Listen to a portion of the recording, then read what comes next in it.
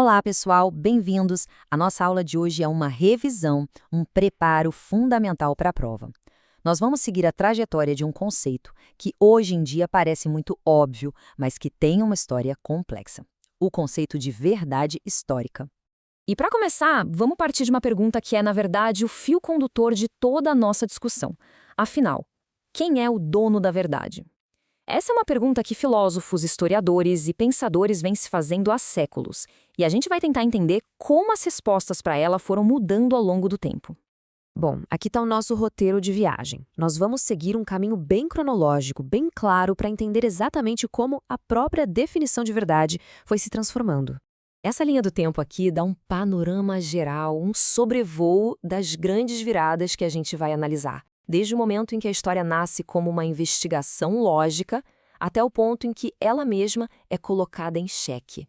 Ok, então vamos mergulhar na nossa primeira parte. Para a gente entender a evolução desse conceito, primeiro a gente precisa firmar o pé em sua base. Na essência, a história sempre teve a ambição de ser verdadeira, de funcionar como uma espécie de memória coletiva da sociedade. Então, o ponto-chave é esse aqui. A disciplina da história, como a gente conhece, ela já nasce com essa promessa, com esse compromisso de buscar um registro fiel do passado. A sociedade olha para o historiador e espera dele um relato confiável, verdadeiro, sobre realidades que não existem mais. Agora sim, vamos viajar no tempo. Vamos para o ponto de partida de tudo isso, a Grécia Antiga, que é o berço da nossa civilização ocidental e, junto com ela, da própria ideia de investigação histórica. E o que este slide mostra é uma briga de gigantes, um conflito fundamental que os gregos estabeleceram e que ecoa até hoje. De um lado, a gente tem o mitos, a verdade que vem dos deuses, da inspiração, contada pelos poetas. E do outro, o logos, a verdade que vem da razão, da lógica, da evidência. É o nascimento de uma nova forma de pensar. E essa mentalidade grega fica claríssima nesse conceito aqui. Aletheia.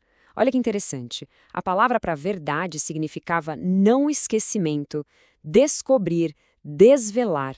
Ou seja, a verdade não era algo que se criava, mas algo que era resgatado do esquecimento e trazido à luz. Para os gregos, a verdade era, em essência, memória. E a gente consegue ver essa nova busca pela verdade na prática com os pais da história. Heródoto, por exemplo, ouvia muitas fontes, muitos testemunhos e meio que deixava para o leitor decidir. Já Tucídides, ele era bem mais rigoroso. Ele só confiava naquilo que ele mesmo tinha visto, elevando o padrão do que seria uma evidência confiável. Depois dos gregos, a gente tem um período de séculos em que o propósito da história dá uma guinada.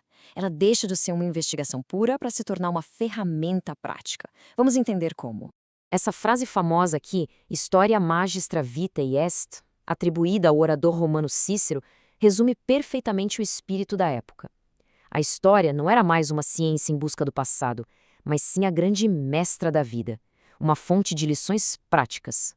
Nesse modelo, pensem na história como uma grande caixa de ferramentas. O historiador ia lá no passado, não por curiosidade, mas para pegar exemplos, bons e maus, para usar em discursos, para ensinar moral, para convencer as pessoas no presente. A verdade era importante, claro, mas a utilidade era ainda mais. E agora, a gente dá um salto gigantesco, direto para o século XIX. Um período de revoluções, de mudanças intensas, que vai redefinir completamente o trabalho do historiador. Essa frase é ótima. Com a velocidade das transformações da Revolução Industrial, o passado deixou de ser aquele lugar familiar, cheio de exemplos, e passou a ser visto como um país estrangeiro, um lugar distante, estranho, que precisava de especialistas para ser decifrado. E aqui está o grito de guerra da nova história científica. A frase de Leopold von Ranke: mostrar o que realmente aconteceu. O objetivo não era mais dar lições de moral. Era fazer ciência, com rigor, com pesquisa em arquivos, com base em evidências. Para esses fundadores da história moderna, como Ranke e Humboldt, a verdade histórica era um processo de duas etapas. Primeiro, o trabalho duro, científico, de garimpar fatos nos arquivos. E depois, a parte artística, de usar a imaginação para costurar esses fatos e contar uma história que fizesse sentido. Pois bem, a história finalmente tinha se tornado uma ciência respeitada.